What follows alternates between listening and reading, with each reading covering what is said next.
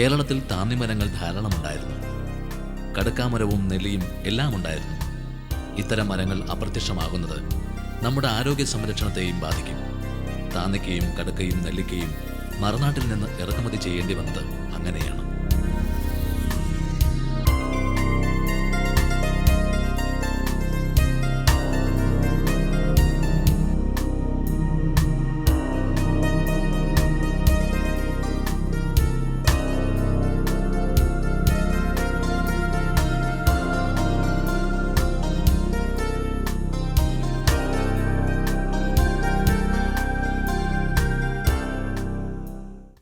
ത്രിഫല എന്ന് പറഞ്ഞ ആയുർവേദ മരുന്നിൽ പ്രധാനമായും താണിക്ക, കടുക്ക, നെല്ലിക്ക എന്നീ 3 കൂട്ടമാണുള്ളത്.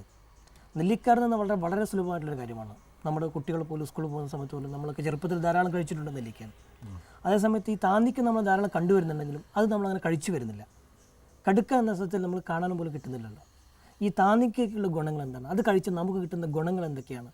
താന്നിക്ക ത്രിഫലയിൽ പ്രധാനപ്പെട്ടൊരു ഘടകം തന്നെയാണത്.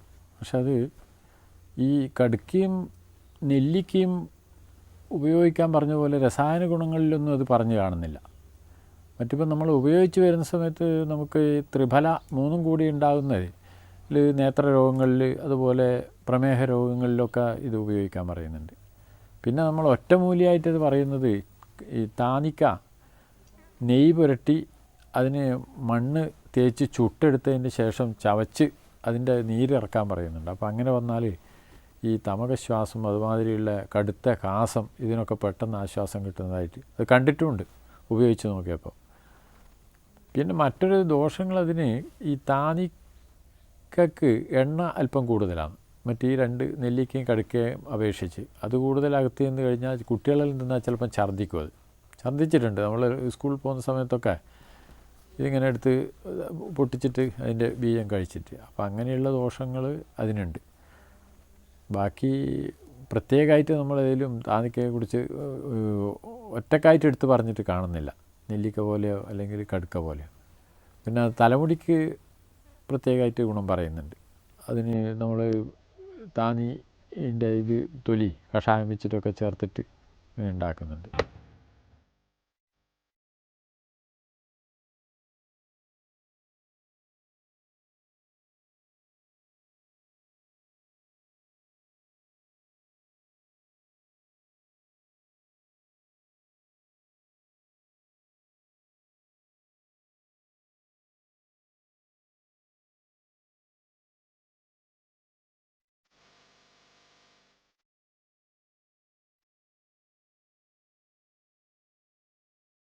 ഇത് താന്നിമരമാണ്.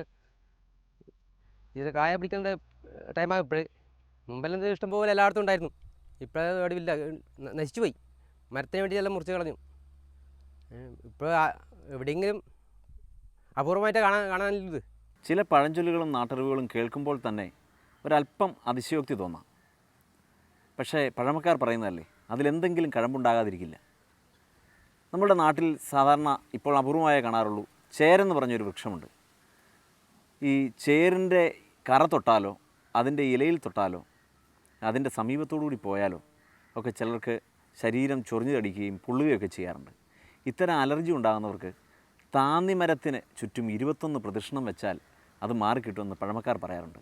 നമ്മൾ നാട്ടിൻപുറങ്ങളിൽ കണ്ടുവരുന്ന ചേരിൽ അഥവാ ചേരി എന്ന് പറഞ്ഞൊരു മരം ഉണ്ടല്ലോ, ആ മരത്തിന് തൊട്ട് കഴിഞ്ഞാൽ അതിൻ്റെ ഫലം എന്താ വെച്ചാൽ നമുക്ക് അലർജി ഉണ്ടാക്കുക, ചൊറികൾ അതുപോലുള്ള കാര്യങ്ങൾ ഉണ്ടാക്കുന്നു. അതിൻ്റെ ഫലം ഇല്ലാണ്ടാക്കാൻ വേണ്ടി നമ്മൾ ഈ താന്നി മരത്തിന് 21 തവണ ചുറ്റം വെച്ച് കഴിഞ്ഞാൽ അതിൻ്റെ ഫലം ഇല്ലാണ്ടാവുമെന്നാണ് പറയുന്നത്. ഇതിൻ്റെ പിന്നിൽ എന്തെങ്കിലും സത്യമുണ്ടോ, അല്ല അതിൻ്റെ ഫലം കിട്ടാറുണ്ടോ? അത് സാധാരണ ഈ ചേര് മരത്തിൻ്റെ അല്ലെങ്കിൽ അതിൻ്റെ കായ് ചേർക്കുരു എന്ന് പറയും നമ്മൾ. അതായത് നമ്മൾ ഈ ഗുൽഗുരു തിക്ത മാതിരിയുള്ള കഷായത്തിലൊക്കെ ചേർക്കുന്നതാണ്. അപ്പോൾ അതിനൊരു വിഷവീര്യമുണ്ട്.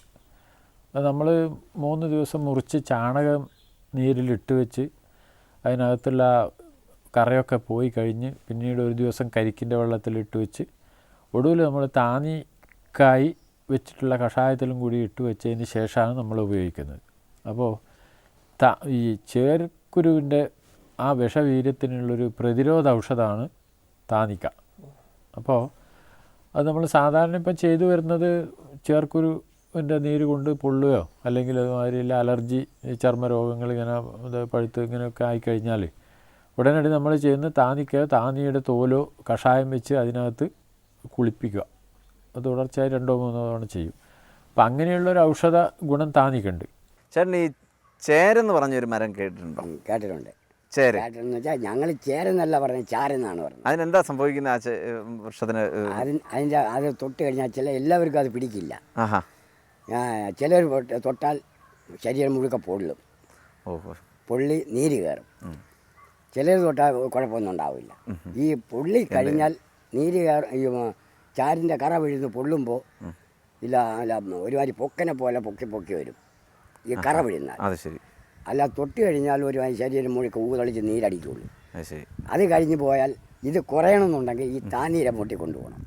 താന്നിയുടെ താന്നീര മൂട്ടി കൊണ്ടുപോകുന്നത് കണ്ണൻ ചിരട്ട, പ്ലാവല ഇതെല്ലാം കോട്ടി മാല പോലെ ഉണ്ടാക്കിയിട്ട് അതിൻ്റെ മൂട്ടി ചെന്ന് കറങ്ങി കളിക്കുക. അപ്പം ഈ പൊള്ളൽ പോകും. ആ പൊള്ളലും നീര് ഒക്കെ അങ്ങ് മാറും. അത് ശരി. അങ്ങനെ എന്തെങ്കിലും അനുഭവം ഉണ്ടോ? ഉണ്ടായിരുന്നു, ഒരുപാടുണ്ട്. ഒരുപാട് താന്നി ഇതായിരിക്കുന്നത്, അതാണ് താന്നിൻ്റെ മൂട്. അത് ശരി. അവിടെ അതോ? അതെ. അത് ശരി. അതിനെ വെട്ടിക്കളഞ്ഞു. അതൊക്കെ വെട്ടിക്കളഞ്ഞു. അതിൻ്റെ ചിറ്റാകെ ഞങ്ങൾ കണ്ണൻ ചിരട്ടി പ്ലാവലയും ഇതെല്ലാം കൂടെ കെട്ടി കൊണ്ടിട്ട് കളിയും ചാട്ടവും ഓട്ടവും ഒക്കെയാണ്. അതെയോ? ഈ ഇത് പൊള്ളി കഴിഞ്ഞാൽ ഉടനെ? അതെ. കൊച്ചു പിള്ളേരാണെങ്കിൽ തുണികളൊക്കെ വിരിഞ്ഞ് കളയും. അത് ശരി. എല്ലാ സ്ഥലവും പൊള്ളുമല്ലോ. അതെ. അങ്ങനെ ഞങ്ങളിവിടെ ഇതിൻ്റെ മുകളിൽ തന്നെ ഒരുപാട് പിള്ളേരെ കൊണ്ടിട്ട് കളിപ്പിച്ചിട്ടുണ്ട്. ഇപ്പോഴിതൊക്കെ പോയി. ഇനിയിപ്പോൾ ഇവിടെ താന്നിയും ഒന്നുമില്ല. താന്നിയില്ല, ചാരില്ല, അതൊന്നുമില്ല.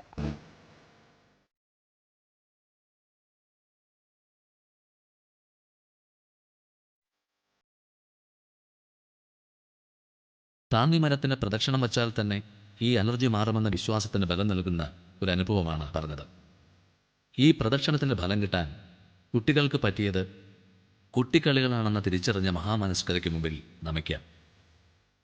ചേരുമരങ്ങൾ തന്നെ അപ്രത്യക്ഷമായി തുടങ്ങിയ ഈ കാലത്ത് ഈ അനുഭവം നമുക്കറിവായി കരുതി വയ്ക്കാം.